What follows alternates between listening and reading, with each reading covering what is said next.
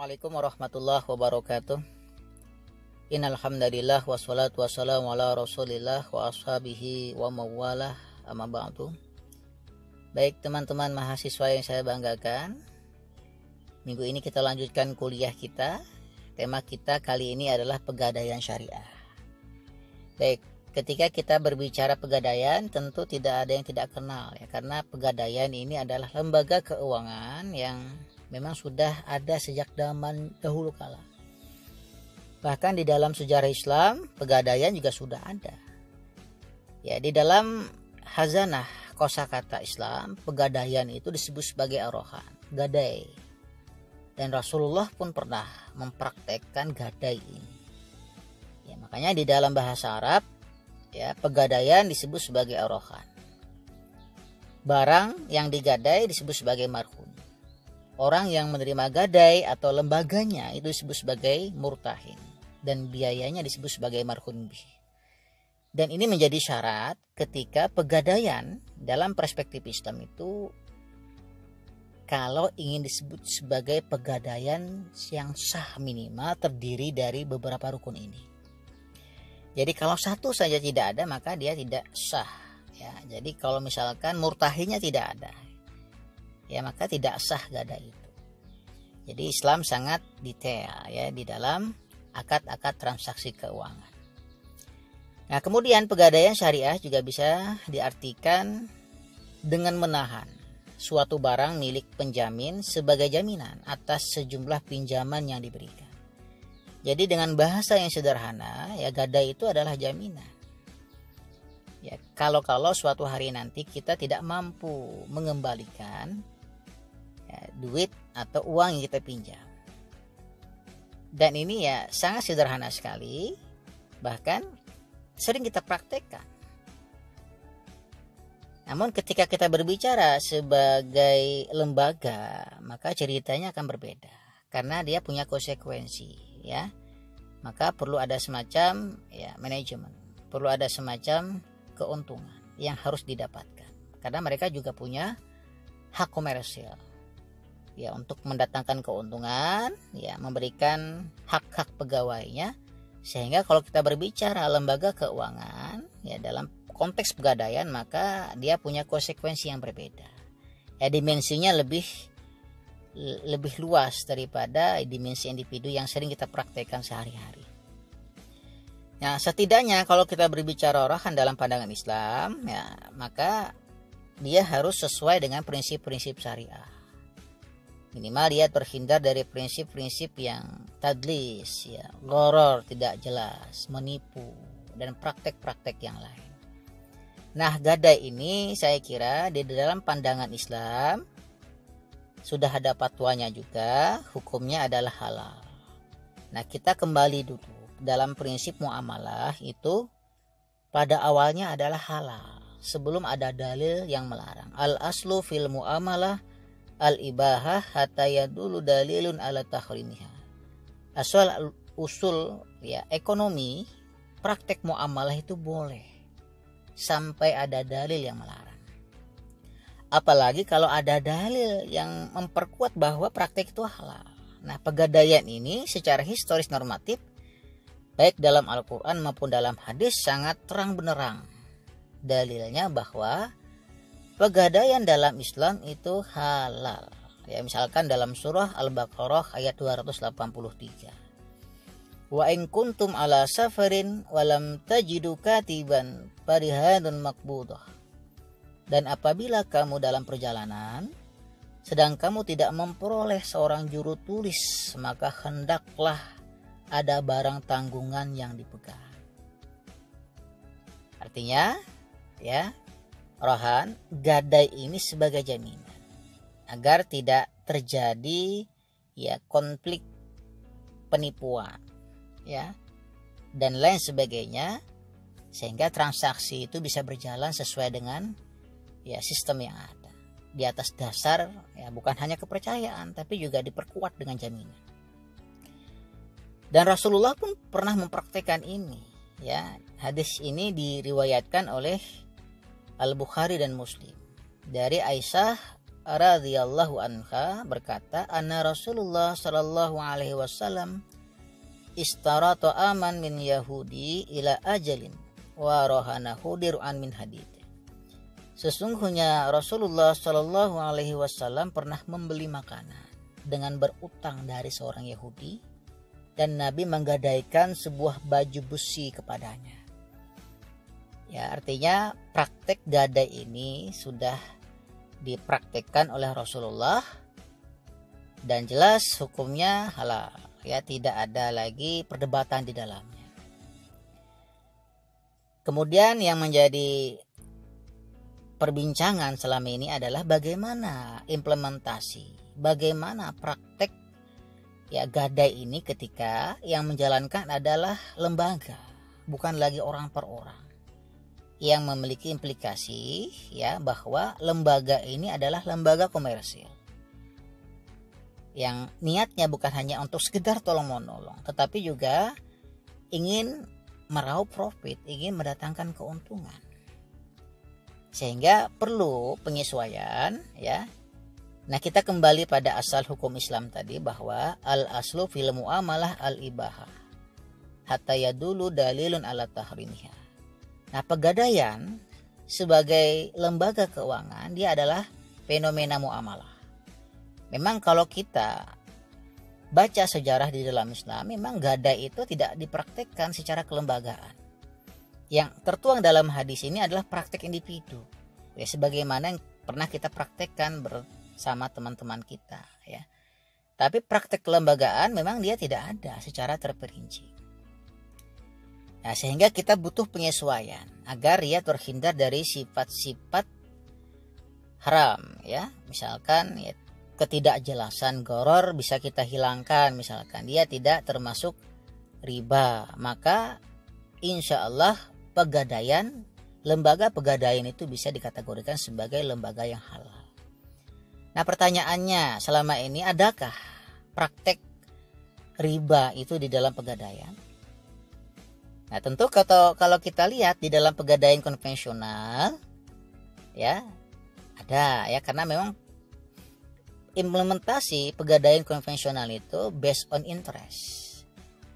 Jadi ketika kita meminjam uang dari pegadaian konvensional, maka beban biaya atau uang yang harus kita bayarkan adalah dibebankan dengan persentase uang yang kita pinjamkan, uang yang kita pinjam dari pegadaian itu. Artinya ya, uang inilah yang melipat gandakan beban kita kepada pegadaian. Dan ini tentu di dalam Islam masuk kategori riba. Maka pegadaian konvensional menjadi haram. Itulah mengapa kita harus ya memunculkan pegadaian syariah yang sesuai dengan prinsip-prinsip syariah. Nah, yang pertama tadi ya, pegadaian konvensional terbentur dengan kaidah kullu qardin jarra manfaat bahwa riba. Ketika pinjaman itu mendatangkan manfaat, maka itu adalah riba. Artinya kalau kita pinjam dari pegadaian, seberapa uang yang kita pinjam, tiba-tiba pegadaian mendapatkan manfaat dari uang itu, maka hukumnya adalah riba, dan riba hukumnya adalah haram. Dan ini pun diperkuat dengan dalil ya, az-zuhru yurkabu binafaqatihi idza kana marhunan wala banud dari yushrabu binafaqatihi idza kana marhunan wa 'alal ladzi yarkabu wa yashrabun nafaqah. Artinya ketika kita menggadaikan barang kepada orang yang menerima gadai, orang yang menerima gadai itu tidak boleh ya memanfaatkan barang itu kalau kita tidak mengizinkan, ya, tanpa sepengetahuan kita. Tiba-tiba dia mendapatkan keuntungan, manfaat dari barang yang kita gadaikan, dan ini masuk kategori riba. Nah, ini sering terjadi ya di desa-desa ya. Secara sederhana banyak sekali ya orang-orang desa itu menggadaikan sawahnya karena ya harus membayar anak-anak yang kuliah ini. Akhirnya menggadaikan sebidang hektar tanah ke orang-orang kaya 100 juta, tapi sawah itu dikelola oleh orang yang memberi gadai, dan ini nggak boleh dalam Islam. Kenapa? Karena orang yang memberi gadai, dia tidak boleh memanfaatkan sawah itu. Kalaupun ia ingin memanfaatkan sawah itu, maka sawah itu nanti ketika ada keuntungan, ya, itu bisa menjadi alat untuk membayar utang dari yang memberi gadai tadi. Karena sawah itu tetap menjadi hak milik orang yang memberikan gadai. Jadi nggak boleh didapatkan, ya, dikelola oleh orang yang memberi gadai, orang yang menerima gadai, kemudian dia mendapatkan keuntungan. Kalau begitu, itu kan justru mencekik orang-orang desa. Sudah kepepet, barang yang ia gadaikan digunakan, dikelola oleh orang menerima gadai. Nah, inilah yang diharamkan oleh Islam. Makanya dalam kaidahnya kullu qardin jarra manfaat wa riba. Jadi ketika pinjaman itu mendatangkan manfaat, maka dia adalah riba. Nah, bagaimana pegadaian yang syariah itu? Ya tentu dia harus sesuai akad dulu. Setidaknya, ya, ada 2 akad di sini. Akad rohan, ya, akad gadai, kita berniat untuk menggadaikan barang kita. Yang kedua, bagaimana lembaga pegadaian syariah tadi mendapatkan keuntungan? Maka di sana ada yang namanya akad ijarah, akad sewa. Ya, kenapa disebut akad sewa? Karena kita menyewa. Kita sebagai orang yang menggadaikan barang kita butuh tempat untuk menyimpan barang kita di pegadaian. Maka kita menyewa tempat itu, kita bayarkan, ya, selama tempo yang sudah kita sepakati. Nah, itulah yang menjadi keuntungan pegadaian syariah. Jadi setidaknya ada 2 akad di sini. Ada akad rohan. Apa itu akad rohan? Ya, rohan yang dimaksud adalah menahan harta milik si peminjam sebagai jaminan atas pinjaman yang ia terima. Kemudian akad ijarah adalah akad pemindahan hak guna atas barang dan atau jasa melalui pembayaran upah sewa. Jadi keuntungan pegadaian syariah itu didapatkan dari akad ijarah. Ya. Jadi bukan dari persentase lipatan bunga yang dipinjamkan. Jadi kalau di pegadaian konvensional, keuntungan yang didapatkan adalah dari persentase uang yang dipinjamkan. Semakin besar uang yang dipinjamkan, maka semakin besar keuntungan yang didapatkan oleh pegadaian konvensional. Nah, inilah riba, ya. Ketika dia pinjam 1 juta rupiah, tingkat bunganya adalah 10%, maka semakin besar jumlah uang yang dipinjam oleh yang memberikan gadai, maka semakin besar pula keuntungan yang didapatkan oleh pegadaian konvensional. Nah, inilah hukumnya riba, based on interest. Maka berbeda dengan pegadaian syariah. Pegadaian syariah ini adalah berbasis akad ijarah. Kita hanya membayar sewa tempat kepada pegadaian syariah. Karena selama ini kita menyewa tempat untuk menyimpan barang gadai kita. Karena pada hakikatnya barang gadai kita itu adalah, ya, hak kita yang merawat, kita yang memelihara, sebetulnya kita juga yang menyimpan. Tapi karena ini adalah lembaga, ya, maka dia, ya, hati-hati saja atas asas kehati-hatian. Maka barang gadai itu harus disimpan oleh pegadaian syariah. Misalkan yang digadai adalah sawah, tentu yang disimpan bukan sawahnya tapi sertifikat sawahnya. Yang digadaikan misalkan rumahnya, ya, tentu yang disimpan bukan rumahnya tapi sertifikat rumah dan seterusnya.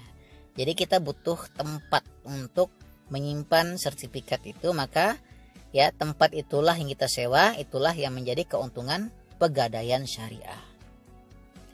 Nah, bagaimana, ya, implementasi selanjutnya? Setelah melalui tahapan akad sudah jelas, ya, maka pegadaian syariah dan nasabah melakukan akad dengan kesepakatan berapa, ya, jangka waktu penyimpanan barang dan pinjaman ditetapkan selama maksimum 4 bulan. Jadi selama 120 hari. Dan itu batas maksimum. nasabah bersedia ya dengan jasa simpan, ini angkanya bisa Rp90, bisa Rp10.000, tergantung ya kebijakan pegadaian syariah. Dan biasanya memang rata-rata kita bayarnya per 10 hari ya, beda dengan pegadaian konvensional yang rata-ratanya adalah 15 hari. Ya. Kemudian kita juga diminta untuk membayar biaya administrasi yang besarnya ditetapkan oleh pegadaian syariah. Nah, bagaimana seandainya ya selama 4 bulan itu kita tidak mampu membayar? Maka tentu saja ya barang yang kita gadaikan akan dilelang oleh pegadaian syariah. Tapi ketika barang yang dilelang itu jumlahnya ya harganya, pendapatannya melebihi daripada kewajiban pokok kita, maka uang itu akan dikembalikan ke kita. Misalkan kita pinjam 1 juta tadi, barang yang kita gadaikan laptop harganya 3 juta, laku dilelang, maka 2 jutanya dikembalikan ke kita karena kewajiban kita hanya 1 juta. Tentu semuanya dikurangi oleh biaya administrasi ya dan lain sebagainya. Itu yang menjadi kewajiban pokok yang wajib kita bayar kepada pegadaian syariah. Seandainya kita tidak mengambil selama 1 tahun ya, maka dana itu menjadi dana sosial ya, zakat dana jis, bukan menjadi hak milik pegadaian. Berbeda dengan konvensional, ketika barang itu dilelang, kita tidak mengambil karena memang mungkin sengaja tidak diberitahukan, maka itu menjadi hak milik pegadaian konvensional. Baik ya, dan itulah sekilas perbedaan ya antara pegadaian konvensional dengan pegadaian syariah. Tetapi intinya adalah bahwa pegadaian dalam perspektif Islam itu ya tidak boleh ya berbasis riba. Kullu qardin zaro manfaah fahuwa riba. Setiap barang yang kita pinjam ya, kita serahkan kepada pegadaian syariah, maka itu tidak boleh mendatangkan manfaat. Kalau seandainya pegadaian syariah mengambil manfaat dari barang itu, maka itu riba. Ya.